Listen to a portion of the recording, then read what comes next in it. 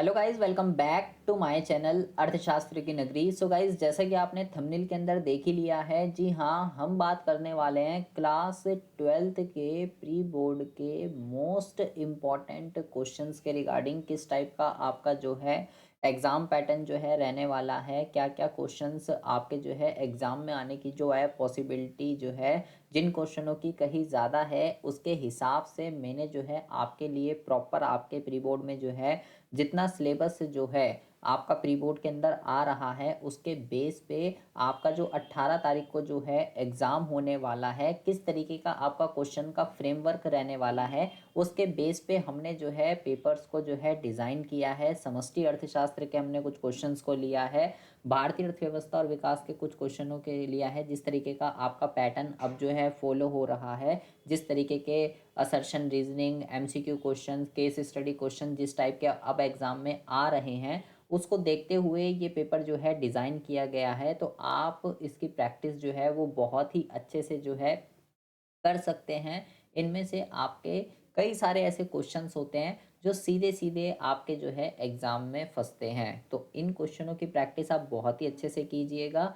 अगर अभी तक आपने कुछ भी नहीं पढ़ा है और आपका भी भाई 18 तारीख को जो है आपका एग्ज़ाम है, तो आप मेरी रिवीज़न वीडियो देख सकते हैं, वन शॉट वीडियो देख सकते हैं, समष्टि अर्थशास्त्र, भारतीय अर्थव्यवस्था विकास कंप्लीट आपको जो है कंप्लीट सिलेबस की वीडियो आपको चैनल पे जो है फ्री ऑफ कॉस्ट जो है अवेलेबल है, प्लेलिस्ट के अंदर ऐड है। अगर आपको ना मिले तो आप मुझे कमेंट बॉक्स के अंदर कमेंट कर सकते हैं कि सर मुझे वन शॉट वीडियो नहीं मिल रही है या आपकी जो है रिवीजन वीडियो नहीं मिल रही है। जो भी आपको ना मिले आप मेरे को कमेंट बॉक्स में कमेंट कर सकते हैं। ठीक है जी। तो बात बहुत हो गई, अब बात करते हैं मुद्दे की। तो सबसे पहले हम बात करते हैं समष्टि अर्थशास्त्र की। तो समष्टि अर्थशास्त्र के अंदर देखते हैं सबसे पहला क्वेश्चन। सबसे पहले क्वेश्चन की अगर हम बात करते हैं तो कहता है कि डैश जो है वो विनिमय दर प्रणाली के अंतर्गत किसी राष्ट्र के केंद्रीय बैंक और सरकार जो होती है, केंद्रीय बैंक और सरकार को विदेशी मुद्रा दर के निर्धारण में हस्तक्षेप करने का कोई भी अधिकार जो है वो नहीं होता है या नहीं देती है। वो कौन-सी वो कौ देखो 3 तरीके की जो है विनिमय दर प्रणाली होती है। तो स्थिर स्थिर विनिमय दर प्रणाली क्या होती है, लचीली विनिमय दर प्रणाली क्या होती है, ठीक है? एंड आपकी जो है प्रबंधित तरणशीलता क्या होती है, ये सारी की सारी चीज़ें आपको जो है मेरे भाई पता होनी चाहिए, क्योंकि ये इस टाइप का क्वेश्चन एग्ज़ाम में बहुत बारी जो है आपसे पूछा गया है। तो देखो, स्थिर में स्थिर में सरकार का हस्तक्षेप होता है, प्रबंधित में जो है आरबीआई का हस्तक्षेप होता है, लेकिन जो ये होती है फ्लोटिंग वाली जो होती है, इसमें जो है ना ही सरकार का हस्तक्षेप होता है और ना ही आरबीआई का हस्तक्षेप होता है। किसी का भी कोई हस्तक्षेप यहाँ पे नहीं होता है। ये डिमांड और सप्लाई के अकॉर्डिंग चलती है। तो इसका जो करेक्ट आंसर हो जाएगा वो हो जाएगा आपका बी। बी जो है इसका आपका करेक्ट आंसर हो जाएगा। क्वेश्चन नंबर सेकंड की अगर हम बात करते हैं तो कहता है कि किसी विशेष समय बिंदु पर भुगतान के उद्देश्य से जनता द्वारा रखी हुई मुद्रा की कुल मात्रा डैश होती है। क्या लिखा हुआ है? किसी एक स्पेसिफिक पॉइंट ऑफ टाइम पे, एक विशेष समय बिंदु पे भुगतान के उद्देश्य से जनता द्वारा रखी हुई मुद्रा, मतलब जनता के पास एक स्पेसिफिक टाइम पे जनता के पास मुद्रा की जितनी भी मात्रा रखी हुई है, मतलब मेरे पास आज जितने भी रुपए हैं एक स्पेसिफिक टाइम पे, अगर मैं बोलूँ कि भाई आज 14 दिसंबर 2024 को मेरे पास इतने रुपए हैं, तो उसको क्या बोलेंगे? तो उसको हम कहते हैं मुद्रा की आपूर्ति। मुद्रा की पूर्ति का मतलब क्या होता है कि एक स्टॉक अवधारणा है। सबसे पहली बात तो ये भी बहुत बारी एग्जाम में पूछा जाता है कि ये एक स्टॉक अवधारणा है या ये प्रवाह अवधारणा है। तो ये एक स्टॉक अवधारणा होती है, जिस भी चीज़ को हम समय के एक विशेष बिंदु पर मेज़र करते हैं वो स्टॉक अवधारणा होती है, ठीक है? और जनता के पास जो मुद्रा रखी हुई है, मुद्रा की जो कुल मात्रा रखी हुई है उसमें नोट, सिक्के सब आते हैं। भुगतान के उद्देश्य से जो लोगों पब्लिक के पास जितनी भी करेंसी रखी हुई है उसको भाई मुद्रा की पूर्ति कहते हैं। तो इसका जो करेक्ट आंसर हो जाएगा वो हो जाएगा आपका सी। सी जो है आपका इसका करेक्ट आंसर हो जाएगा। उसके बाद हम बात करते हैं अगले क्वेश्चन के रिगार्डिंग। अगले क्वेश्चन के अंदर कहता है, बी क्वेश्चन में थर्ड में कहता है कि भाई एक कथन दे रखे हैं, इसको पहले पढ़िए और बताइए कि कौन सा सही है कौन सा गलत है। कह रहा है एक दो क्षेत्रीय अर्थव्यवस्था में, तो एक दो क्षेत्रीय अर्थव्यवस्था कौन सी होती है? एक अर्थव्यवस्था के अंदर चार क्षेत्र होते हैं, तो ये कह रहा है एक दो क्षेत्रीय अर्थव्यवस्था। एक दो क्षेत्रीय अर्थव्यवस्था के अंदर मेरे भाई एक उपभोक्ता होता है और एक उत्पादक होता है, उसको दो क्षेत्रीय अर्थव्यवस्था कहते हैं। तो कह रहा है उसका जो जीएनपी है ना, सकल राष्ट्रीय उत्पाद, जो जीएनपी है, वो उसकी जीडीपी से अधिक हो सकता है। तो यहाँ पे आपको बेसिकली सबसे पहली बात तो आपको ना फॉर्मूला पता होना चाहिए। ये वाला क्वेश्चन आप फॉर्मूले के बेस पे कर सकते हो, ठीक है। तो आपको ये पता होना चाहिए कि एनपी का फॉर्मूला जो होता है, एक एनपी का अगर हम फॉर्मूले की बात करें तो देखिए हम यहाँ पे लिख देते हैं जीएनपी। जीएनपी का जो फॉर्मूला होता है वो होता है आपका वो होता है आपका जीडीपी। एनपी का जो फॉर्मूला होता है वो होता है डीपी प्लस एनएफआईए, ठीक है। ये इसका जो है फॉर्मूला होता है, ठीक है। अब वो कह रहा है कि एक दो क्षेत्रीय अर्थव्यवस्था के अंदर जीएनपी जो है ना वो जीडीपी से अधिक हो सकता है, ये यहाँ पे जो है आपको बोला गया है। तो अगर मान लीजिए एक एग्जांपल लेते हैं, अगर मान लीजिए यहाँ पे है 100, ठीक है, और एनएफआईए की बात करते हैं, एनएफआईए है 50 पॉजिटिव का, तो इसका आंसर कितना आएगा आपका? तो इसका आंसर आएगा 150, ठीक है। तो इसका आंसर कितना आएगा? तो इसका आंसर आएगा 150, ठीक है। लेकिन अगर मान लीजिए जीडीपी जो है वो ऐसी है और ये जो है भाई 50, एनएफआईए जो है वो नेगेटिव पे है, तो ये कितना हो जाएगा? अब की बार तो ये कम हो गया, ठीक है। अब की बार क्या हो गया? अब की बार ये कम हो गया, मतलब एनएफआईए की वैल्यू अगर पॉजिटिव है तो ज़्यादा हो रहा है, एनएफआईए की वैल्यू अगर नेगेटिव है तो ये आपका जो है कम हो रहा है। तो एनपी की वैल्यू डीपी की वैल्यू से अधिक हो सकती है। पहले तो पहले वाले में तो ये लिखा हुआ था, दूसरे वाले में क्या लिखा हुआ है? किसी दो क्षेत्रीय अर्थव्यवस्था में विदेशों से प्राप्त शुद्ध कारक आय शून्य होती है, ये लिखा हुआ है दूसरे में। मतलब एनएफआईए की बात कर रहा है। एनएफआईए की फुल फॉर्म क्या होती है? विदेशों से प्राप्त शुद्ध कारक आय, ये एनएफआईए की फुल फॉर्म होती है, ठीक है। तो कह रहा है किसी दो क्षेत्रीय अर्थव्यवस्था के अंदर एनएफआईए जो है एनएफआईए जो है वो शून्य होता है। तो भाई क्या ये बात ठीक है, क्या ये बात गलत है? तो यहाँ पे क्योंकि दो क्षेत्रों की बात कर रही है, यहाँ पे आपको ये ध्यान रखना है, बहुत ही ज़्यादा ध्यान से सुनेंगे, ठीक है, बहुत ही ज़्यादा ध्यान से सुनेंगे। दो क्षेत्रीय अर्थव्यवस्था के अंदर कौन कौन बोलता है? मैंने क्या क्या बोला? एक होता है उपभोक्ता और एक होता है उत्पादक, ठीक है। दो क्षेत्रीय अर्थव्यवस्था के अंदर ना तीसरा क्षेत्र कौन सा होता है आपका? तीसरा क्षेत्र हो गया आपका क्या कहते हैं, सरकार हो गई, और फोर्थ वाले के अंदर आपका एक्सटर्नल सेक्टर आ जाता है, विदेशी क्षेत्र, दूसरे देशों के साथ जिसके साथ हम आयात निर्यात करते हैं। तो उसने बोला दो क्षेत्रीय अर्थव्यवस्था के अंदर, पहले हम बात करते हैं दो क्षेत्रीय अर्थव्यवस्था के अंदर एनएफआईए। एनएफआईए का मतलब होता है दूसरे देशों से हमने कितना आयात करा है, कितना निर्यात करा। तो दो क्षेत्रों के अंदर तो विदेशी क्षेत्र होता ही नहीं है, तो एनएफआईए तो शून्य होगा ही होगा। तो ये बात ठीक है, ये बात गलत है? तो ये बात तो बिल्कुल ओके है, ठीक है। अब हम बात करते हैं, ये वाला कथन तो बिल्कुल ओके है, ये ठीक है। अब आ जाती है इस वाले की बात। अब मैंने जैसे यहाँ पे आपको फॉर्मूला बताया था कि GNP GNP is equal to GNP is equal to GDP plus NFIA, ये फॉर्मूला था मेरे भाई, ठीक है। तो एनएफआईए क्योंकि दो क्षेत्रीय अर्थव्यवस्था की बात चल रही है, तो दो क्षेत्रीय अर्थव्यवस्था के अंदर एनएफआईए जो है वो हमेशा जीरो होगा, ठीक है।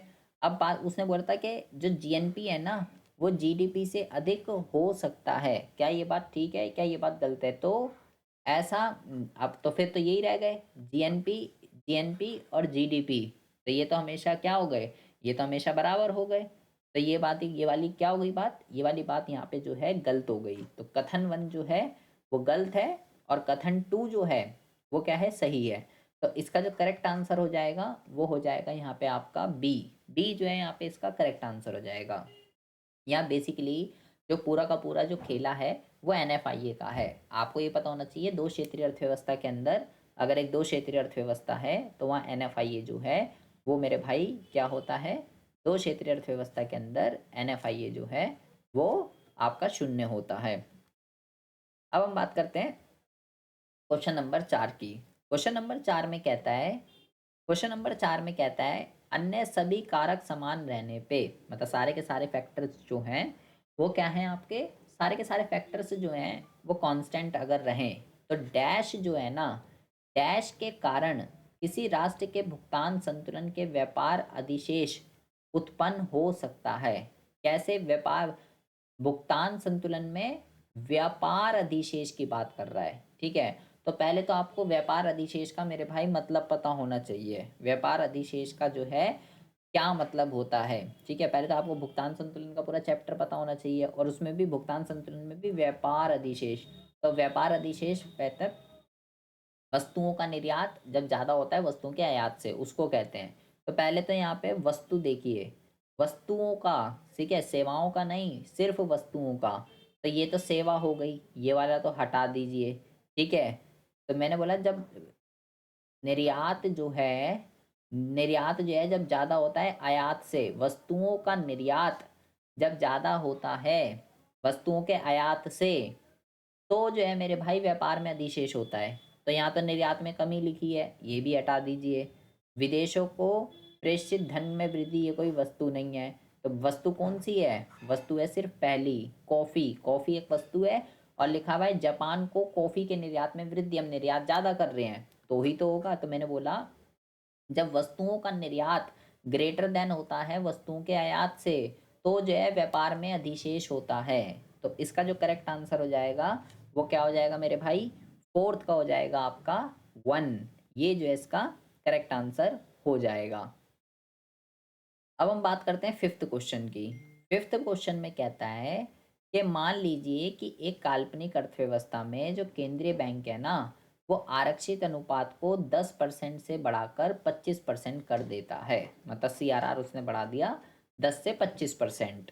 प्रारंभिक जमा राशि 1000 करोड़ पर स्थिर रखते हुए, प्राइमरी डिपॉजिट कितनी है 1000, मुद्रा सर्जन की जो कुल राशि है, मुद्रा सर्जन की जो कुल राशि है वो डैश होगी। तो आपको उसका फॉर्मूला पता होना चाहिए। वो होता है आपका मुद्रा मुद्रा सर्जन की कुल राशि डैश करोड़ हो जाएगी।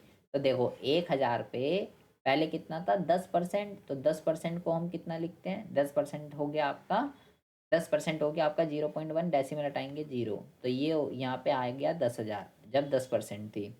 अब 10 से हो गई भाई 25%, तो 25% कितना होता है, 25% हो गया आपका 0.25, डेसिमल हटाएंगे यहाँ 2 जीरो आ जाएगा, ठीक है। डेसिमल हटाएंगे तो जो 2 जीरो आ जाएगा, 25 एकम 25, 25 चौक 100, 1 2 3 4, 1 2 3 4।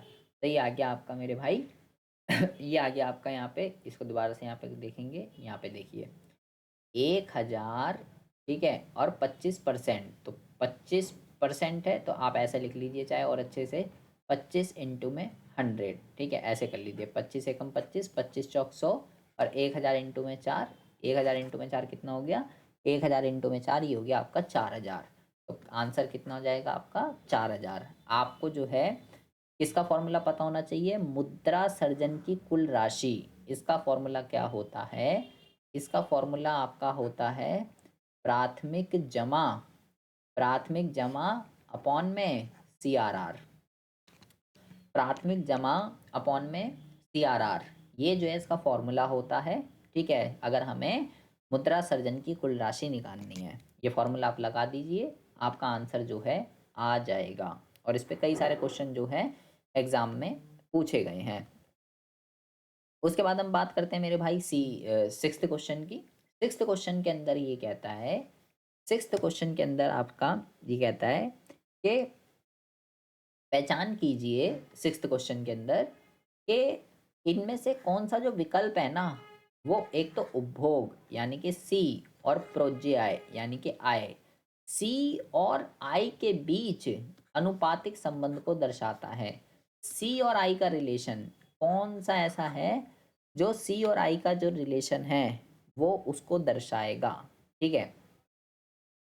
निम्नलिखित में से कौन सा विकल्प उपभोग और आय के बीच अनुपात को दर्शाता है, ठीक है, ये इसमें आपको बताना है। तो अगर हम यहाँ पे बात करें, देखिए हमारी जो आय होती है, हमारी जो आय होती है, आय को यहाँ पे सी और वाई के रिलेशन को कौन डिफाइन करता है, ठीक है। आय को इस चैप्टर में क्या कहते हैं, आय को इस चैप्टर में वाई कहते हैं, ठीक है। तो सी और वाई के दो दो वेरिएबल की यहाँ पे बात चल रही है, एक है सी और एक है वाई, तो देखिए पहला लिखा हुआ है आपका पहला लिखा हुआ है आपका सीमांत उपभोग प्रवृत्ति और औसत उपभोग प्रवृत्ति। ठीक है, ये लिखा हुआ है सबसे पहला। उसके बाद ये है सीमांत उपभोग प्रवृत्ति डिवाइडेड बाय औसत उपभोग प्रवृत्ति। तो सीमांत उपभोग प्रवृत्ति का फॉर्मूला क्या होता है, डेल्टा सी डेल्टा वाई। ठीक है, डिवाइडेड बाय औसत उपभोग प्रवृत्ति।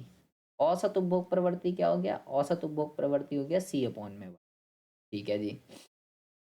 उसके बाद देखते हैं उसके बाद देखिए दूसरा क्या लिखा हुआ है। दूसरा जो है दूसरा लिखा हुआ है सीमांत उपभोग प्रवृत्ति।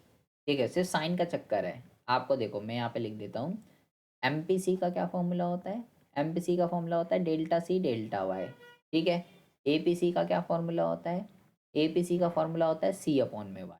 ये दोनों इसके फॉर्मूले होते हैं। ठीक है, पहले में लिखा हुआ है डिवाइड, फिर लिखा हुआ है लेस देन, फिर लिखा हुआ है इक्वल टू, और फिर लिखा हुआ है equal to one. M P C is equal to one. तो यहाँ पे क्या लिखा हुआ था, इसके बीच अनुपातिक संबंध को जो है, अनुपातिक संबंध को जो है कौन सा दर्शा रहा है, यहाँ पे कौन सा समीकरण दर्शा रहा है। तो जब भी अनुपातिक आए तो भाई ये हो जाएगा आपका डेल्टा सी अपॉन में डेल्टा वाई।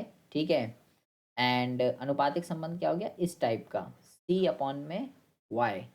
ये जो है आपका अनुपातिक संबंध हो गया। तो भाई ये वाली चीज़ क्या हो गई आपकी, ये वाली चीज़ हो गई आपकी एमपीसी, ये वाली चीज़ हो गई आपकी एपीसी। तो इसका जो करेक्ट आंसर जाएगा जहाँ इक्वल टू आ रहा है, क्योंकि मान लीजिए जैसे इसका आंसर आ गया 3/4।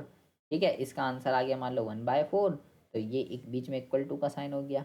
ठीक है, इसका अनुपात मान लीजिए। तो इसका जो करेक्ट आंसर जो है वो जाएगा आपका सी। सी जो है इसका आपका करेक्ट आंसर हो जाएगा। ये बहुत अच्छा क्वेश्चन है, इंपॉर्टेंट क्वेश्चन है। उसके बाद हम बात करते हैं सेवन्थ क्वेश्चन की। सेवन्थ क्वेश्चन में कहता है कि भाई कोई एक अर्थव्यवस्था में आय के लाभ अलाभ ब्रेक इवन स्तर का निर्धारण डैश पर किया जाता है। मतलब एक अर्थव्यवस्था के अंदर ब्रेक इवन पॉइंट कहाँ पर होता है। तो ब्रेक इवन पॉइंट कहाँ होता है, जहाँ सेविंग जीरो होती है या जहाँ उपभोग आय के बराबर होता है, उसको कहते हैं ब्रेक इवन पॉइंट। तो देख लीजिए कहाँ कहाँ लिखा हुआ है। जहाँ पे लिखा हुआ है ये भी ठीक है, ये भी ठीक है। दूसरा और तीसरा पॉइंट देख लीजिए भाई कहाँ लिखा हुआ है। तो दूसरा तीसरा पॉइंट कहाँ लिखा हुआ है, यहाँ पे सी जो है इसका करेक्ट आंसर हो जाएगा। ये दोनों बातें आपको ध्यान रखनी है।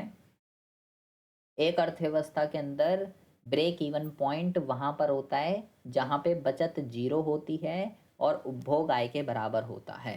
वहाँ पे उस अर्थव्यवस्था पे ब्रेक इवन पॉइंट आता है। उसके बाद बात करते हैं आठवें क्वेश्चन की।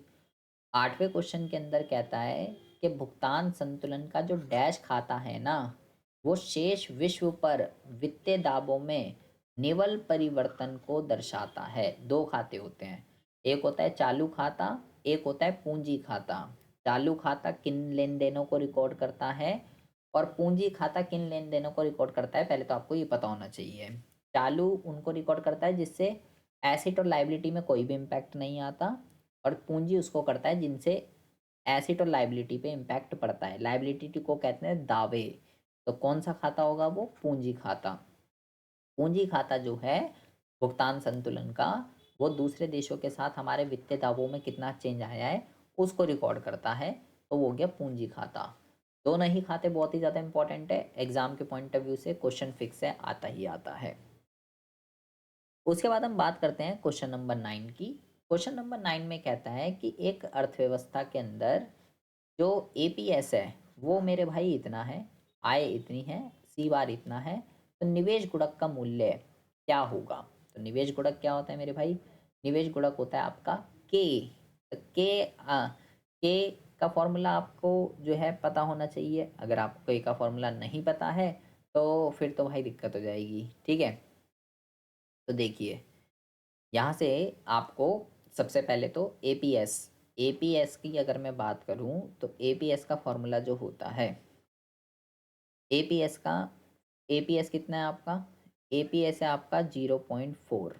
ठीक है, तो एपीसी कितना हो जाएगा आपका, एपीसी कितना हो जाएगा आपका, एपीसी हो जाएगा आपका 0.6, क्योंकि दोनों का जोड़ जो है, दोनों का जोड़ जो है वो आपका 1 होता है। ठीक है। अच्छा, अब एक और निकाल लेते हैं। y इज इक्वल टू या y नहीं, हम यहाँ पे लेंगे c ले लीजिए, सॉरी ठीक है, y नहीं c ले लीजिए। c is equal to C bar plus B Y, ये ले लीजिए C bar plus B Y. ठीक है, तो हम यहाँ पे ले लेते हैं सी बार कितना दे रखा है 10 प्लस बी, बी होता है यहाँ पे एमपीसी, इसको भी ऐसे ही रहने दीजिए। और वाई कितना दे रखा है आपको, वाई आपको दे रखा है यहाँ पे 100। ठीक है, ये यहाँ पे आपको दे रखा है 100। तो ये हो गया आपका यहाँ पे अ, एक मिनट रुकिए ज़रा, इसको करने के लिए मुझे निवेश गुणक का मूल्य जो है क्या होगा। तो निवेश गुणक का जो फॉर्मूला होता है, निवेश गुणक का जो फॉर्मूला होता है, एक तो होता है आपका एक तो होता है आपका 1 अपॉन में एम पी एस, एक तो होता है आपका ये, एक होता है आपका 1 अपॉन में 1 - MPC, एक होता है ये। ठीक है, और एक एक होता है आपका निवेश गुणक का फॉर्मूला, ये हो गया आपका डेल्टा वाई अपॉन में डेल्टा डेल्टा वाई अपॉन में डेल्टा आई, एक होता है ये फॉर्मूला आपका। ठीक है जी, अब मेरे को ये 3 फॉर्मूले दे रखे हैं, तो मेरे ख्याल से यहाँ पे जो है आपका एपीएस दे रखा है ये एपीएस आपको ये दे रखा है, तो मेरे भाई एपीएस दे रखा है, तो एपीसी भी मेरा यहाँ से निकल गया था 0.6, एपीएस 0.4 आ गया, ये मेरा 0.6 आ गया। ठीक है, तो मैं यहाँ से देखिए बहुत ज़्यादा ध्यान से सुनेंगे। APC is equal to, APC का फॉर्मूला क्या होता है मेरे भाई, एपीसी का फॉर्मूला होता है आपका सी अपॉन में वाई। ठीक है, एपीसी कितना दे रखा है आपको 0.6 is equal to C upon में वाई कितना दे रखा है आपको 100। ठीक है, तो इसको जब मैं मल्टीप्लाई कर दूंगा 0.6 मल्टीप्लाई 100 इज इक्वल टू सी, तो डेसिमल हटाऊंगा नीचे 10 आ गया, एक जीरो से एक जीरो 60, तो मेरा सी कितना आ गया, मेरा सी आ गया आपका, सी आ गया मेरा 60। ठीक है, चलो सी तो निकल गया मेरा। अब हम क्या करते हैं, बहुत ही ज़्यादा ध्यान से सुनेंगे यहाँ पे। अब मेरा सी आ गया, अब सी का ही फॉर्मूला लगा देते हैं। सी का जो फॉर्मूला होता है आपका C is equal to C bar plus B Y, ये आपका फॉर्मूला होता है। तो ये मेरा आ गया 60, सी बार कितना दे रखा है 10 प्लस बी, और वाई कितना दे रखा था आपको, वाई आपको दे रखा था मेरे भाई 100, इसको इधर ले आइए, ये हो गया आपका 50 is equal to 50 is equal to B multiply 100, तो ये हो गया आपका मेरे भाई यहाँ पे हम इसको कर देते हैं 50। अच्छा क्वेश्चन है ये, 50 divided by 100 is equal to B. ठीक है, 10 से 10, तो ये हो गया 0.5 इज इक्वल टू बी। ठीक है, बी क्या होता है इस चैप्टर में, बी जो है इस चैप्टर के अंदर वो है आपका एमपीसी। अब एमपीसी आ गया, अगर ये तो ये भी 0.5 ही होगा मेरे भाई, अगर बी एमपीएस भी कितना होगा आपका, एमपीएस भी जो है 0.5 होगा, क्योंकि दोनों का समीशन जो है वो 1 होता है। अब इस वाले फॉर्मूले में हम रख देते हैं के इज इक्वल टू 1 अपॉन में 0.5, डेसिमल हटाएंगे 0, 5 टू जा 10, तो टू जो है वो इसका करेक्ट आंसर जो है वो हो जाएगा। बहुत ही अच्छा क्वेश्चन था, थोड़ी कैलकुलेशन ज़्यादा थी, एक नंबर के हिसाब से थोड़ा दिमाग, आपको फॉर्मूले अगर नहीं पता होंगे, बिना फॉर्मूले के आप जो है इसको नहीं कर पाएंगे। कि सारी चैप्टर की वीडियो, सारे क्वेश्चनों की वीडियो मैंने एक उसमें कर रखी है, वो आप देख लीजिएगा। अब हम बात करते हैं 10th क्वेश्चन के रिगार्डिंग। कहता है कि औसत उपभोग प्रवृत्ति जो है ना, वो कुल उपभोग में दिए गए परिवर्तन के संबंध में, एपीसी की बात कर रहा है, एपीसी की, तो एपीसी का फॉर्मूला होता है मेरे भाई सी अपॉन में वाई। अब ये कह रहा है कुल उपभोग में दिए गए परिवर्तन, इट मीन्स होता है डेल्टा सी, और कुल आय में परिवर्तन मतलब कि डेल्टा वाई। डेल्टा सी और डेल्टा वाई कह रहा है ये एपीसी है, तो ये तो बात ही खत्म हो गई, ये तो गलत है ना। ये परिवर्तन जो है वो परिवर्तन परिवर्तन को डेल्टा से डिनोट करते हैं, ठीक है। और एपीसी के फॉर्मूले में तो डेल्टा आता ही नहीं है, एपीसी के फॉर्मूले में तो सीधा सी अपॉन में वाई होता है। एपीसी में तो जब यहाँ परिवर्तन होता ही नहीं, तो कथन वन तो गलत हो गया, तो बाकी मुझे पढ़ने की ज़रूरत ही नहीं। सिर्फ कथन वन कहाँ पे गलत लिखा हुआ है, यहाँ पे गलत लिखा हुआ है। तो 10th का जो आंसर हो जाएगा, दोनों में से अगर एक भी जब आपको पता चल जाए कि ये गलत है, कथन वन या कथन टू, तो हमारे लिए आंसर को निकालना जो है वो थोड़ा ईजी हो जाता है। अब यहाँ पे जो है देखेंगे, यहाँ पे जो है देखेंगे, ये राष्ट्रीय आय का क्वेश्चन आपको दे रखा है।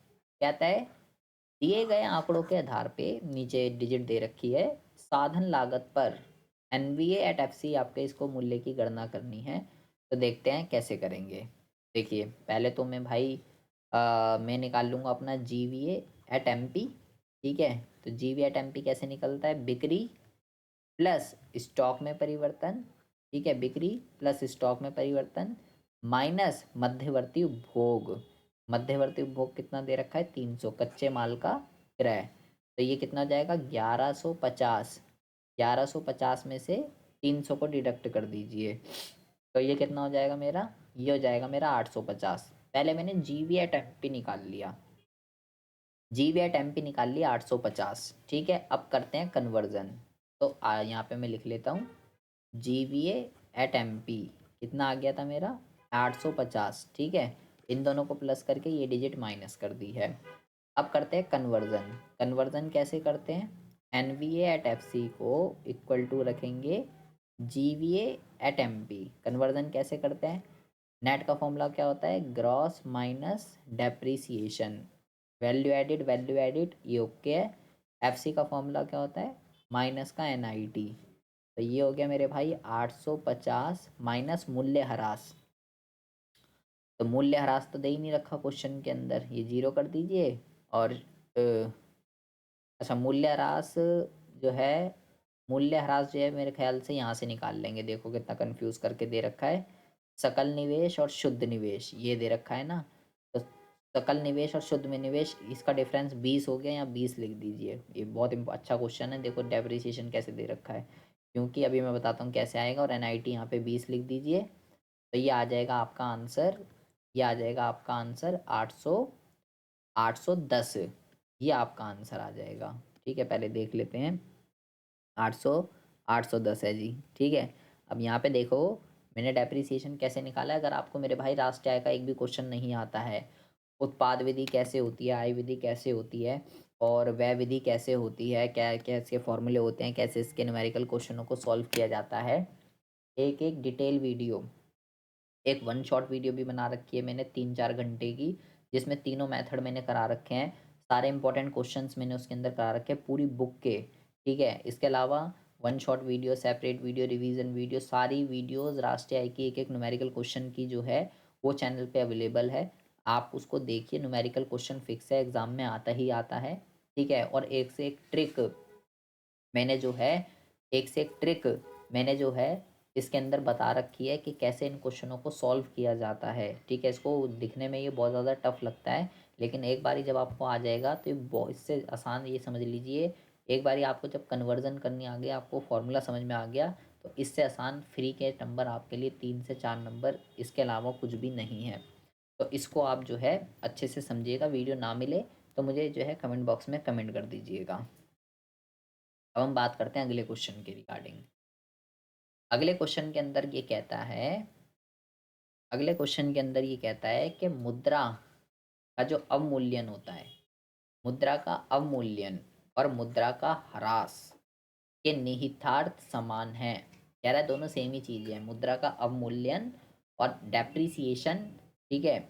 और 4 वर्ड होते हैं ये, विदेशी विनिमय दर का ये क्वेश्चन है। कह रहा है दोनों के अर्थ जो हैं वो समान है, परंतु वह पृथक पृथक स्रोतों से जो हैं उत्पन्न होते हैं, मतलब इनके जो सोर्स हैं वो अलग हैं। तो क्या आप दिए गए कथन से सहमत हैं, अपने उत्तर में तर्क दीजिए।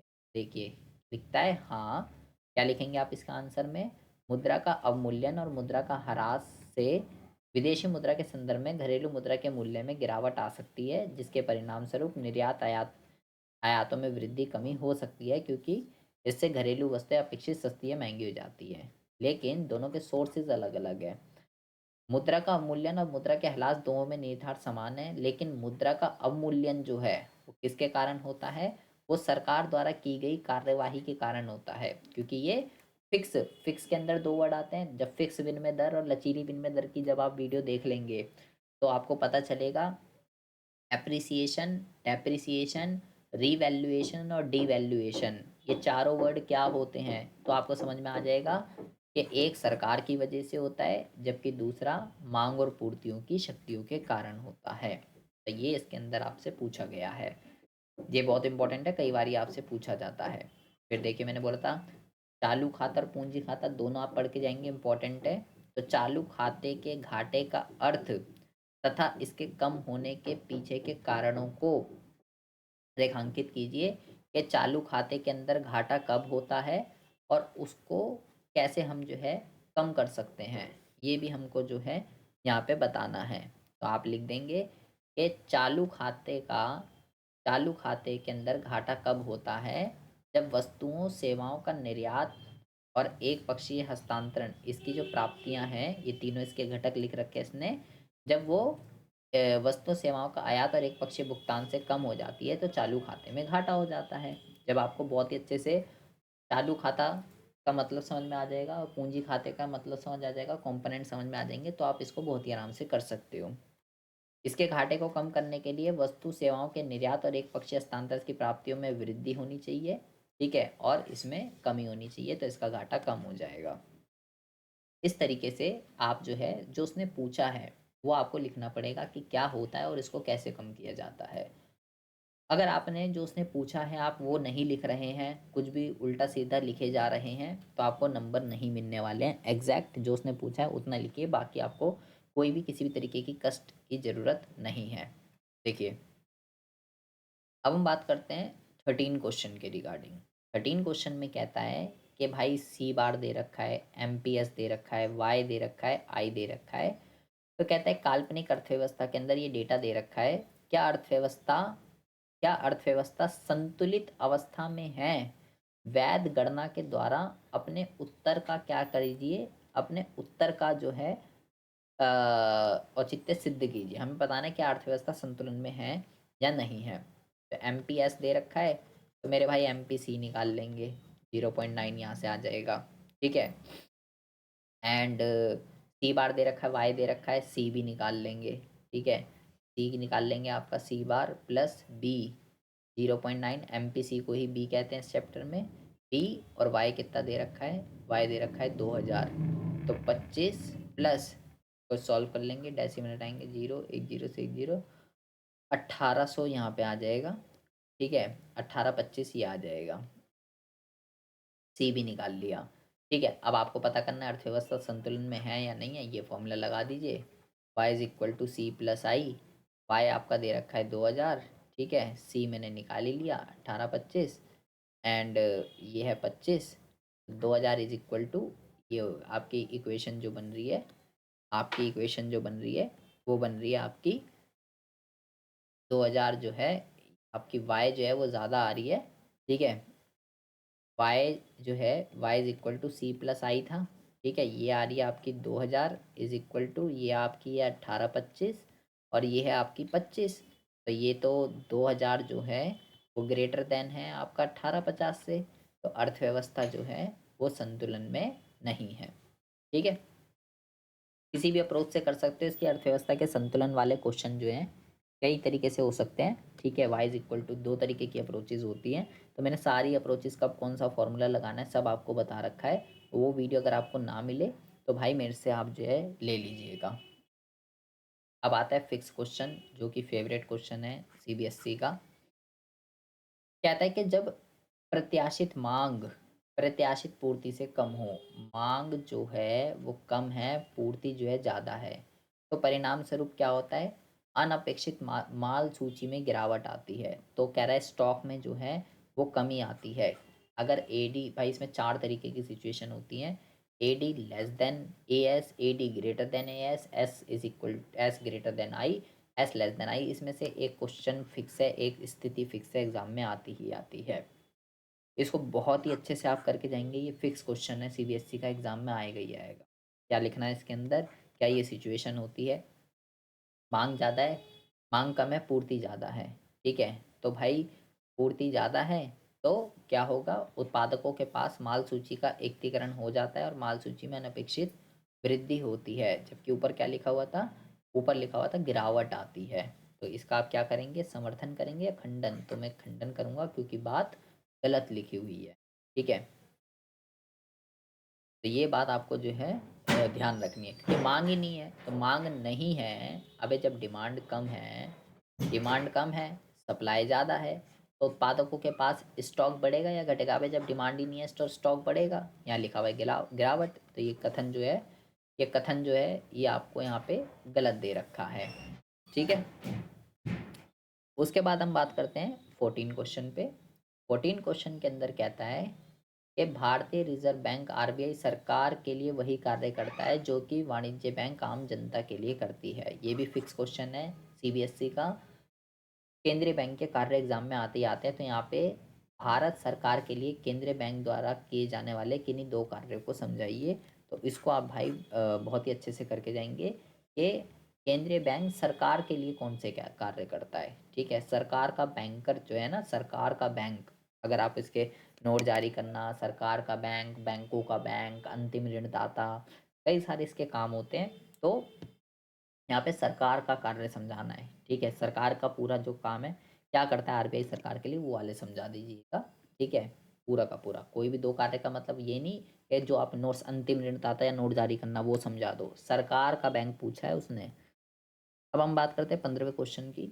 यहाँ पे लिखा हुआ है भारतीय रिजर्व बैंक और चित्र बना हुआ है जिसमें लिखा हुआ है रेपो रेट में वृद्धि कर सकता है, सरकारी प्रतिभूतियों को खुले बाजार में बेच सकता है, रिवर्स रेपो रेट में वृद्धि कर सकता है। तो यहाँ पे लिखा हुआ है ये सब क्या है? यहाँ पे देखो रेपो रेट में वृद्धि, रेपो रेट में वृद्धि हो रही है, खुले बाजार में सेल हो रहा है, रेपो रेट में वृद्धि हो रही है। तो ये कह रहा है सांकेतिक स्थिति की पहचान कीजिए। तो ऐसा RBI कब करता है? तो ऐसा RBI तब करता है जब मुद्रास्फीति इन्फ्लेशन की सिचुएशन होती है तो करता है। इस स्थिति को सही करने के लिए इन्हीं दो कदमों की व्याख्या कीजिए जो RBI द्वारा उठाए जा सकते हैं। तो ये तो तीन तीन कदम तो यहीं लिखे हैं, इन्हीं को यहाँ पे लिख दो, आपका काम हो जाएगा। रेपो रेट में वृद्धि या रिवर्स रेपो रेट में वृद्धि, किसी को भी एक्सप्लेन कर दीजिए, आपका काम हो जाएगा। मतलब आंसर भी आपका चित्र में ही दे रखा है। उसके बाद हम बात करते हैं 16वें क्वेश्चन के रिगार्डिंग। कहता है उपरोक्त उदाहरण द्वारा स्टॉक और प्रवाह में अंतर बताइए क्या होता है। तो हलवा क्वेश्चन है, सीधा सीधा, इससे आसान तो कोई क्वेश्चन हो ही नहीं सकता।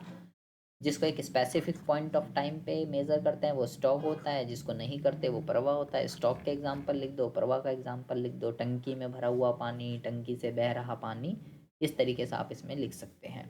ठीक है, फिर आता है भाई फिक्स क्वेश्चन CBSE का।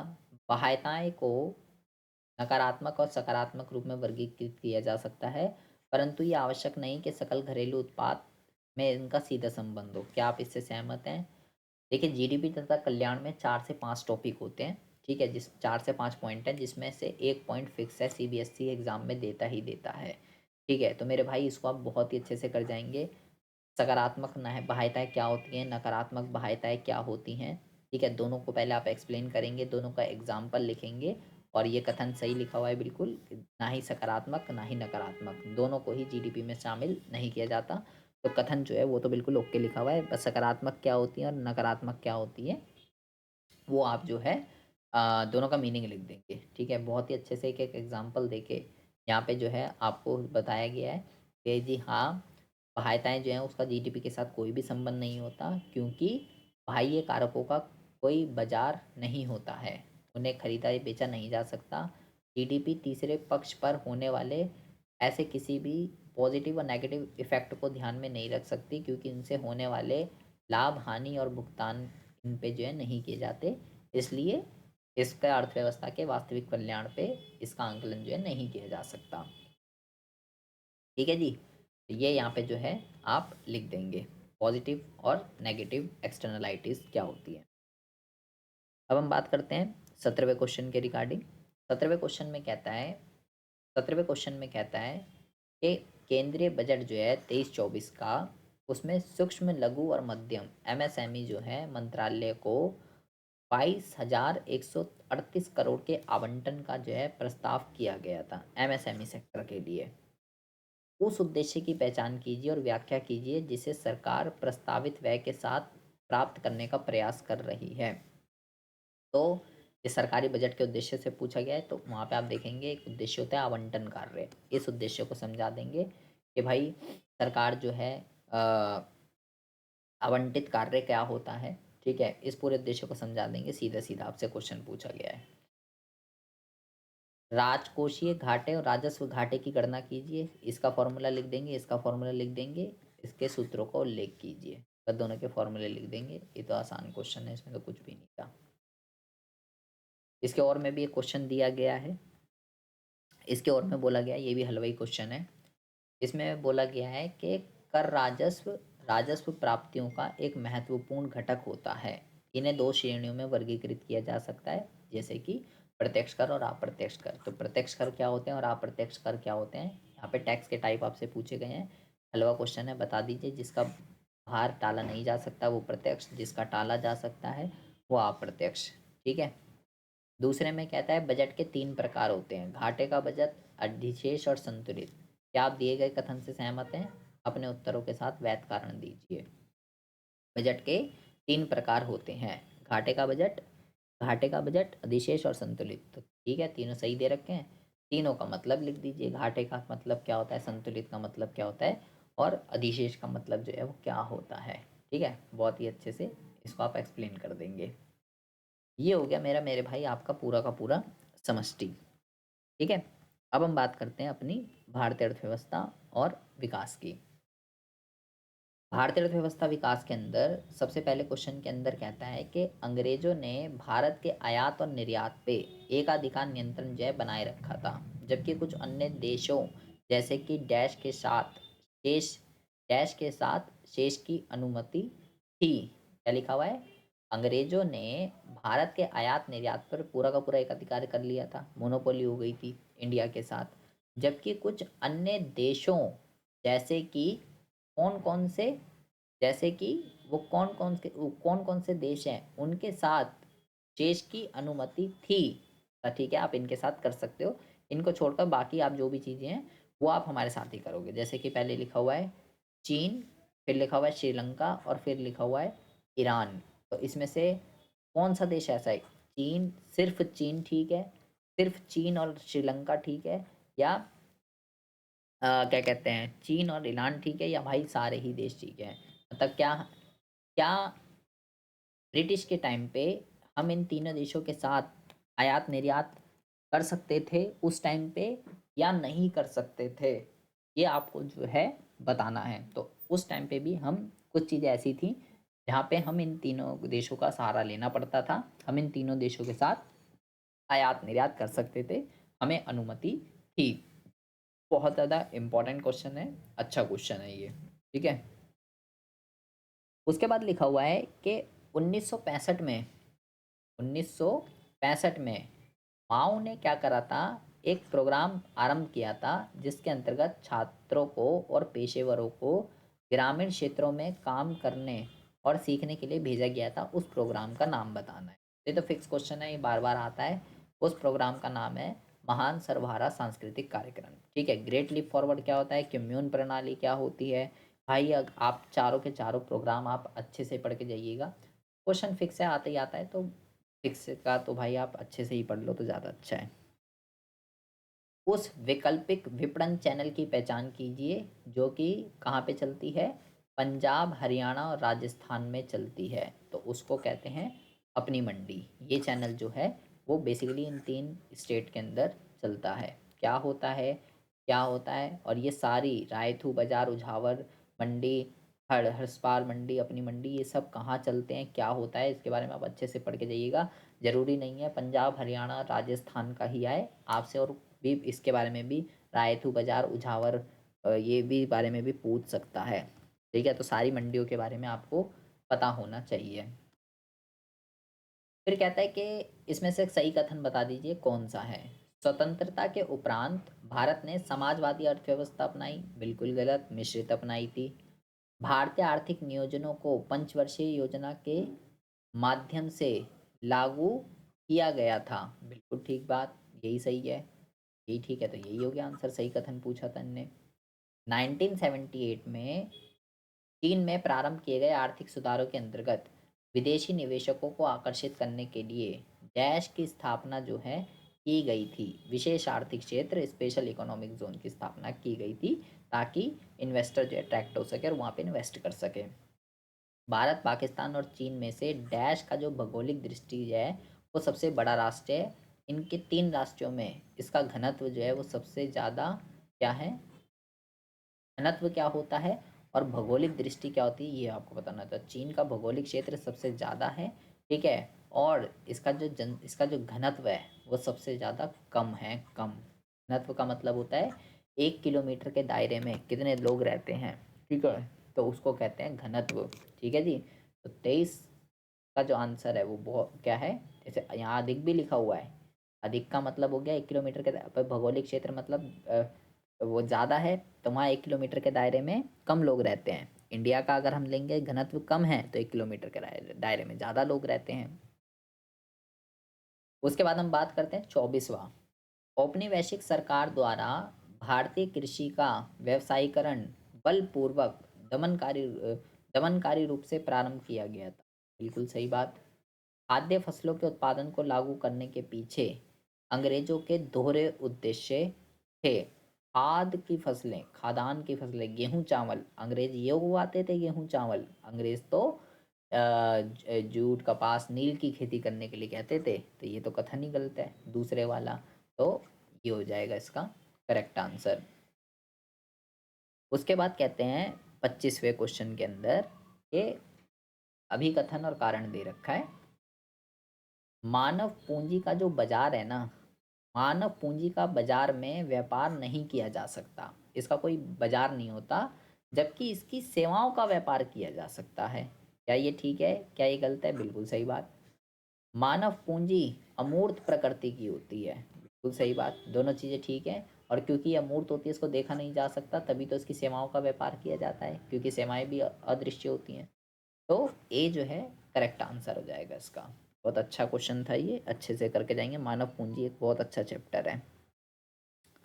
उसके बाद कहता है कि डैश जो है ना, डैश को कृषि उत्पादन से विविधीकरण के विकल्प के स्रोत के रूप में देखा जाता है।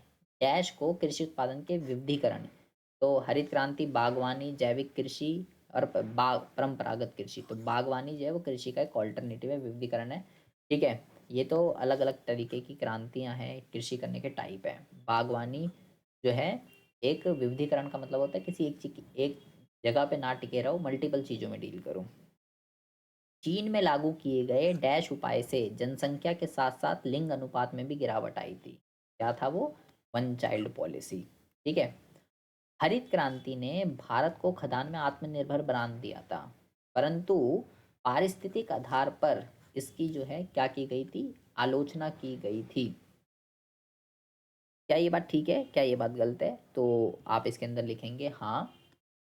हरित क्रांति ने जो है कृषि के उत्पादन में वृद्धि कर दिया था, प्रोडक्टिविटी को बढ़ा दी थी, उच्च पैदावार वाले हाई यील्ड वैरायटी के सीड्स हमने इसमें यूज़ करे, रासायनिक खाद, उर्वरक, कीटनाशक दवाइयाँ सब कुछ चीज़ें यूज़ करी, आज हमारे पास हम आत्मनिर्भर हो गए इस चीज़ में। इन रासायनिक उर्वरकों और कीटनाशकों के कारण मृदा क्षरण, खाद उत्पाद और विभिन्न जल निकायों का प्रदूषण हुआ। इस प्रकार हरित क्रांति ने भारत को खाद के मामले में आत्मनिर्भर तो बना दिया, लेकिन इसकी इकोलॉजिकल के आधार पे, इकोसिस्टम पे इसका बहुत ज़्यादा इम्पैक्ट पड़ा, इसके आधार पे इसकी आलोचना की गई। तो ये बिल्कुल सही लिखा हुआ है, अच्छा क्वेश्चन है, इम्पॉर्टेंट है। भारत में औपनिवेशिक सरकार द्वारा विकसित की गई आधारभूत संरचना के किन्हीं 3 गतिविधियों का उल्लेख कीजिए। किसके, आधारभूत संरचना मतलब कि इंफ्रास्ट्रक्चर की, मेरे भाई ये यहाँ पे बात कर रहा है। इंफ्रास्ट्रक्चर के अंदर क्या क्या करा था, तो रेल की स्थापना करी थी, तार की स्थापना करी थी, और ये लिख सकते हो समुद्री मार्गों की स्थापना की गई थी। रोड, ब्रिज, सड़कें, ट्रांसपोर्टेशन, इन सब में अंग्रेजों ने क्या किया था, ये यहाँ पे आपसे पूछा गया है। अब ये कहता है 29वें क्वेश्चन के अंदर कि एक चित्र यहाँ पे दिया गया है, इस परिस्थिति की पहचान कीजिए और इस समस्या पे नियंत्रण पाने के लिए कोई एक वो बताइए। तो यहाँ पे देखिए आप क्या है, आप देखेंगे वर्तमान राष्ट्रीय योजनाओं के आधार पर सदी के अंत तक वैश्विक ताप ग्लोबल वार्मिंग की यहाँ पे बात दिखाई गई है, और सूरज की किरणें डायरेक्ट जो है लोगों पे पड़ रही हैं। ठीक है, ये सब चीज़ें यहाँ पे दिखाई गई हैं। तो ये दिया गया चित्र जो है वो वैश्विक उष्णता ग्लोबल वार्मिंग की जो है उसकी समस्या को दिखा रहा है, और उसको कैसे दूर किया जा सकता है उसके बारे में आप जो है यहाँ पे लिख देंगे इसका पूरा का पूरा आंसर। ठीक है, ये पूरा आंसर यहाँ पे लिखा हुआ है, देख लीजिए कैसे आप इसको लिखेंगे। उसके बाद हम बात करते हैं क्वेश्चन नंबर 30 की। क्वेश्चन नंबर 30 की अगर हम बात करते हैं तो लिखा हुआ है क्वेश्चन नंबर 30 के अंदर, एक सुदृढ़ कृषि विपणन प्रणाली किसी भी राष्ट्र की कृषि प्रणाली के लिए रीढ़ की हड्डी का काम करती है। मतलब एक सही कृषि, एक एग्रीकल्चर मार्केटिंग जो होती है, करेक्ट एग्रीकल्चर मार्केटिंग अगर हम करते हैं तो वो किसी भी राष्ट्र की रीढ़ की हड्डी होती है सही तरीके से। इस दशा में भारत सरकार द्वारा उठाए गए किन्हीं 2 कदमों को बताइए और उनका औचित्य दीजिए कि भारत सरकार अपनी कृषि विपणन को ठीक करने के लिए क्या-क्या कर रही है। ठीक है, तो उसने स्टोरेज वगैरह की फैसिलिटी जो है दी है, एमएसपी वगैरह जो है लेके आई है, ये सब यहाँ पे आप इसमें एक्सप्लेन कर देंगे। कह रहा है विगत कुछ वर्षों में भारत के परंपरागत कृषि से प्राकृतिक जैविक कृषि की ओर स्थानांतरण देखा गया है। जैविक कृषि की भी बात कर रहा है, तो जैविक उत्पाद की ओर इस स्थानांतरण के पीछे किन्हीं 2 कारणों को बताइए कि लोग जैविक कृषि की तरफ क्यों ट्रांसफर होते हैं, जैविक कृषि करने का क्या फ़ायदा होता है। तो जैविक कृषि के बेसिकली आपको यहाँ पे फ़ायदे बता देने हैं, महत्व बता देना है कि जैविक कृषि करने का क्या-क्या फ़ायदा होता है। सस्ती होती है, ठीक है, पौष्टिक होती है, यहाँ पे इस तरीके से लिख देंगे, कीटनाशक मुक्त और पर्यावरण से टिकाऊ होती है, ठीक है, और अधिक पौष्टिक होती है। उसके बाद लिखा हुआ है कि ये डेटा वगैरह का क्वेश्चन है। यहाँ पे लिखा हुआ है कि भाई आंकड़े दे रखे हैं, भारत व चीन के लिए रोजगार और उत्पादन में परिवर्तन की रूपरेखा प्रस्तुत की गई है। तो ये दिया गया है, लिखा हुआ है निम्नलिखित आंकड़ों के आधार पर भारत और चीन के लिए रोजगार और उत्पादन में परिवर्तन की रूपरेखा प्रस्तुत करके चर्चा कीजिए। मतलब कि यहाँ पे आप देखेंगे भारत, चीन, पाकिस्तान, हमें किसका करना है, सिर्फ भारत और चीन का।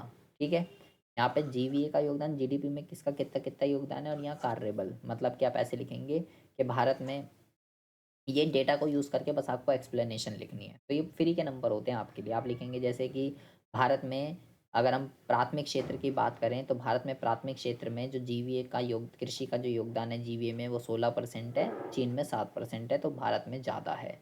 ठीक है, इसी तरीके से सेकेंडरी सेक्टर में 30% है, यहाँ पे सेकेंडरी सेक्टर में ज़्यादा है। इसी तरीके से थर्ड सेक्टर में भारत का ज़्यादा है, चीन का कम है। और फिर कार्यबल का एक्सप्लेन कर देंगे। ये परसेंटेज को यूज़ करके आपको बस इस परसेंटेज को एक्सप्लेन कर देना है। ये फ्री के नंबर है, मेरे बात मान लीजिए, इसके इससे आसान क्वेश्चन तो कुछ है ही नहीं। इस तरीके से देखिए जैसे ये लिखा हुआ है कि भाई यहाँ ज़्यादा है, यहाँ कम है, यहाँ समान है, बस इसको और इसको एक्सप्लेन कर दीजिए भारत और चीन का। ये फ्री के, इससे आसान क्वेश्चन तो मैं कह रहा हूँ कुछ होगा ही नहीं। पर ये डेटा को यूज़ कर दीजिए, परसेंटेज को यूज़ कर दीजिए जिसका उसने पूछा है। 32 क्वेश्चन की बात करते हैं। कहता है भारत में जो शिक्षा के विभिन्न स्तर हैं, शिक्षा के विभिन्न स्तरों पर वह समान अनुपात में होता है। वैध कारण बताते हुए इसका समर्थन या खंडन कीजिए। शिक्षा के विभिन्न स्तरों पर प्राथमिक, द्वितीयक, तृतीयक जो भी शिक्षा का स्तर होते हैं सब पे जो कह रहे हैं सेम सेम सेम पैसे जो हैं वो खर्च होते हैं। तो कहता है इसका हम खंडन करेंगे क्योंकि भारत में कुल शिक्षा व्यय का एक बड़ा भाग प्राथमिक शिक्षा पर खर्च होता है, और उच्चतर और तृतीयक शिक्षा का भाग सबसे कम होता है, समान नहीं है, प्राथमिक पे सबसे ज़्यादा होता है। सरकार तृतीयक शिक्षा पर कम खर्च करती है, परंतु तृतीयक शिक्षा में प्रति छात्र व्यय प्राथमिक शिक्षा की तुलना में बहुत ही ज़्यादा अधिक है। इसके अतिरिक्त शिक्षा उपकर से प्राप्त राजस्व को प्रारंभिक शिक्षा पर खर्च करने के लिए निर्धारित किया गया है। साथ ही सरकार ने उच्च शिक्षा संवर्धन तथा उच्च शिक्षार्थियों के लिए नई ऋण योजना हेतु एक विशाल धनराशि की भी घोषणा की है। प्राथमिक पे सरकार बेसिकली ज़्यादा खर्च करती है, सेकेंडरी और उस स्तर पे जो है कम करती है। 33 क्वेश्चन की बात करते हैं। 33 क्वेश्चन के अंदर ये कहता है कि जैसे जैसे कई अर्थव्यवस्था विकसित होती रहती हैं, वैसे वैसे अर्थव्यवस्था में नियोजित व्यक्तियों की संख्या में भी वृद्धि होती है। फिर भी 1991 के बाद से भारत इसके अपवाद के रूप में उभर के सामने आया है। क्या आप दिए गए कथन से सहमत है? अपने उत्तर के पक्ष में तर्क दीजिए। बहुत ज़्यादा ध्यान से सुनिए, बहुत अच्छा क्वेश्चन है ये। कहता है हाँ, 1990 के दशक के अंत में आर्थिक सुधारों के उपरांत भारतीय अर्थव्यवस्था ने जीडीपी की समृद्धि दर में तेजी से वृद्धि का अनुभव किया है, किंतु जीडीपी के वृद्धि के बाद भी रोजगार वृद्धि में गिरावट दर्ज की गई है, अर्थात भारत में रोजगार रहित समृद्धि की समस्या का अनुभव किया गया है। भारतीय अर्थव्यवस्था रोजगार सर्जन के बिना ही अधिक वस्तु सेवाओं का उत्पादन करने में सक्षम थी। यहाँ पे बेटा किसकी बात की गई है? यहाँ पे बात की गई है, एक टर्म होती है जॉबलेस ग्रोथ। जॉबलेस ग्रोथ क्या होती है? जॉबलेस ग्रोथ एक ऐसी ग्रोथ होती है जब देश की अर्थव्यवस्था तो बढ़ रही होती है, देश की जीडीपी तो बढ़ रही होती है, लेकिन उस अर्थव्यवस्था के अंदर, उस देश के अंदर जो है लोगों को रोजगार नहीं मिल पाता है। ठीक है, उस चीज़ को जॉबलेस ग्रोथ कहते हैं या रोजगार रहित समृद्धि कहते हैं। तो यहाँ पे आपको जो है वर्डिंग जो है बहुत अच्छी यहाँ पे लिखी गई थी। ठीक है, तो कंफ्यूज कर देंगे बच्चों को कि भाई क्या पूछ रहा है आपसे ये। उपयुक्त उदाहरण देके प्रच्छन्न बेरोजगारी को परिभाषित कीजिए। मतलब ये तो 6th क्लास का क्वेश्चन हो गया कि प्रच्छन्न बेरोजगारी जो है क्या होती है। अब कहता है नेहा जो है, इसके और में क्वेश्चन दिया गया है, नेहा एक बहुराष्ट्रीय कंपनी में पिछले 5 वर्षों से नियमित रूप से जो है कार्य कर रही है, रेगुलर वर्कर है वो। तो उपयुक्त कथन में दर्शाए गए रोजगार के प्रकार की पहचान कीजिए। 5 साल से एक ही कंपनी में वो वर्किंग है, तो वो एक नियमित वेतनभोगी कर्मचारी है। उसको एक्सप्लेन कर देंगे। जब कोई भी कर्मचारी एक उद्यम द्वारा नियोजित होता है तो उसे नियमित आधार पर उसका वेतन दिया जाता है, उसे नियमित वेतनभोगी कर्मचारी कहते हैं। इन कर्मचारियों को अपने नियोक्ता के पास पारिश्रमिक पाने के साथ साथ सामाजिक सुरक्षा के लाभ भी मिलते हैं, पीएफ, पेंशन, ग्रेजुटी वगैरह, ये सारी चीज़ें। इसके और में एक क्वेश्चन है जिसमें लिखा गया है कि उस संकेतक का नाम बताइए जिसका किसी राष्ट्र के रोजगार की स्थिति का विश्लेषण करने में सामान्यतः उपयोग किया जाता है, और इसका महत्व की भी चर्चा कीजिए। उस संकेतक का नाम बताइए जिसका किसी राष्ट्र में रोजगार की स्थिति का विश्लेषण करने के लिए। तो भाई ये मेरे भाई, ये बहुत बारी क्वेश्चन आए हुआ है। ठीक है, इसको बहुत ही अच्छे से करके जाएंगे। श्रमिक जनसंख्या अनुपात, ठीक है, एक ऐसा संकेतक होता है जिसका उपयोग देश में रोजगार की स्थिति का विश्लेषण करने के लिए किया जाता है कि एक अर्थव्यवस्था के अंदर पॉपुलेशन का कितना परसेंट लोग काम में लगे हुए हैं, उसको कहते हैं श्रमिक जनसंख्या अनुपात। इस अनुपात का उपयोग किसी देश की वस्तुओं सेवाओं के उत्पादन में सक्रिय रूप से योगदान देने वाली जनसंख्या की भागीदारी को जानने के लिए किया जाता है। मतलब कि अगर लाइक एक देश के अंदर 100 लोग हैं, उसमें से 90 अगर काम कर रहे हैं, तो ये श्रमिक जनसंख्या अनुपात हो जाएगा 90/100। श्रमिक जनसंख्या अनुपात जितना अधिक होता है, इतना मतलब उस अर्थव्यवस्था के अंदर ज़्यादा से ज़्यादा लोग काम कर रहे हैं, मतलब लोगों की भागीदारी ज़्यादा है। और जितना कम होता है, मान लो 10/100, उतनी लोगों को काम धंधा नहीं मिल रहा उस देश के अंदर, बेरोजगारी वगैरह जो है वो ज़्यादा हो जाएगी। ठीक है जी। तो ये बहुत बारी क्वेश्चन, रिपीटेड क्वेश्चन है, बार बार ये पूछा जा रहा है। इसको आप जो है बहुत ही अच्छे से करके जाएंगे। अब ये कह रहा है निम्नलिखित गद्यांश को जो है ध्यानपूर्वक पढ़िए और इसका अध्ययन कीजिए। ये एक पूरा पैराग्राफ आपको दे रखा है। ठीक है, मध्यवर्ती वस्तुएं, पूंजीगत वस्तुएं, जुलाई बजट वगैरह ये पूरा दे रखा है पहले। ठीक है, लाइसेंस हटाना स्वतंत्रता प्राप्ति के बाद की बात है मेरे ख्याल से, तो आप इसको पढ़ भी सकते हैं। पहले हम क्वेश्चन देख लेते हैं, क्वेश्चन में क्या पूछा है। 1991 के बजट में प्रारंभ किए गए उदारीकरण सुधार अत्यंत व्यापक थे। 1991 में व्यापारिक सुधारों में से किन्हीं 2 व्यापार सुधारों को व्याख्या करते हुए अपने कथन का औचित्य दीजिए। तो देखिए, ऊपर जो पैराग्राफ दिया गया था वो बेसिकली एलपीजी के द्वारा दिया गया था। एलपीजी से रिलेटेड है, उदारीकरण, निजीकरण, वैश्वीकरण। तो कह रहा है उदारीकरण जो है वो एक बहुत ही वाइडर कॉन्सेप्ट था। अब उस उदारीकरण के अंतर्गत, उदारीकरण क्या होता है? जो सरकार ने रूल एंड रेगुलेशंस जो लगा रखे हैं, जो लगा रखे थे, उनको जब हम हटा देते हैं उसको उदारीकरण कहते हैं। ठीक है, तो कह रहा है अब उसमें हम अलग, अब बुक में जब देखोगे, जब आप पढ़ोगे, अलग अलग सेक्टर में सरकार ने औद्योगिक क्षेत्र के अंदर, वित्तीय क्षेत्र के अंदर, और विदेशी व्यापार के अंदर सरकार ने उदारीकरण के अंदर अलग अलग सेक्टर के अंदर आप पढ़ोगे क्या क्या रूल एंड रेगुलेशन जो रिस्ट्रिक्शंस थे उसको हमने हटाया। ठीक है, तो आपको यहाँ पे दो क्या बताने हैं, व्यापारिक सुधार बताने, व्यापारिक सुधार। कोई भी दो बता दीजिए जो भी आपको इजी लगे। ठीक है, उदारीकरण के अंतर्गत व्यापार वाले बताने, बार बार कह रहा हूँ, उद्योग वाले नहीं वो बताने, कुछ उल्टा वर्णन मत लिख देना, विदेशी क्षेत्र से संबंधित लिख देना कोई भी। ऐसे किन्हीं दो क्षेत्रों का उल्लेख कीजिए जिसमें आयात शुल्क में कटौती की गई थी। देखो कितना कॉम्प्लिकेटेड क्वेश्चन है। ऐसे किन्हीं दो क्षेत्रों का उल्लेख कीजिए, कोई भी दो सेक्टर बताइए जिसमें आयात शुल्क जो है वो घटा दिए थे। तो गैर कृषि वस्तुएं और औद्योगिक वस्तुएं, ये दो सेक्टर ऐसे थे। ऊपर भी अगर आपको इसका आंसर ना मिले, अब हमें तो पता नहीं होगा, मान नहीं पता मेरे को, तो जब आप ऊपर पढ़ोगे ना तो यहाँ कहीं ना कहीं, यहाँ कहीं ना कहीं देखो ये लिखा हुआ, यहाँ कहीं ना कहीं आंसर लिखा रहता है, आयात शुल्कों में कमी शुल्क दरों में गिरावट के माध्यम से प्राप्त की गई। तो ये कौन कौन सी वस्तुएं थी वो यहाँ पे यहीं पे कहीं लिखा हुआ होगा। देखो यहाँ पे लिखा होगा कि कुछ वस्तुओं को छोड़कर सभी वस्तुओं के बिना लाइसेंस हटा दिया। ठीक है, औद्योगिक वस्तु गैर कृषि और औद्योगिक वस्तु तक की आयात शुल्कों में कटौती मुख्य रूप से गैर कृषि औद्योगिक वस्तु तक ही सीमित रही। ये लिखा हुआ ना ये लाइन, इसका आंसर आपको यहीं से मिल जाएगा। तो ये पैराग्राफ वाले जो क्वेश्चन आते हैं, ये पैराग्राफ वाले जो क्वेश्चन आते हैं इनका आंसर बेसिकली आपको पैराग्राफ से ही मिल जाता है। ठीक है, तो भाई इस टाइप के क्वेश्चंस आपके जो हैं एग्ज़ाम में बनते हैं। पूरा का पूरा ये भारतीय अर्थव्यवस्था हो गई आपके, ये 34वां क्वेश्चन था आपका। 17 क्वेश्चन आपके समष्टि के, 17 क्वेश्चन आपके भारतीय अर्थव्यवस्था और विकास के, दोनों मैंने करा दिया आपको।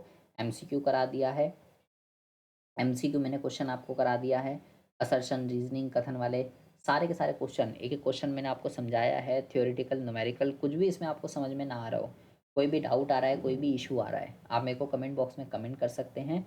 ठीक है, ये पेपर आपको चाहिए इसके रिगार्डिंग, ये पेपर मेरे से आप जो है ले सकते हैं। मेरा व्हाट्सएप नंबर अगर आपके पास नहीं है, मेरा व्हाट्सएप नंबर आप ले सकते हैं। ठीक है, 9901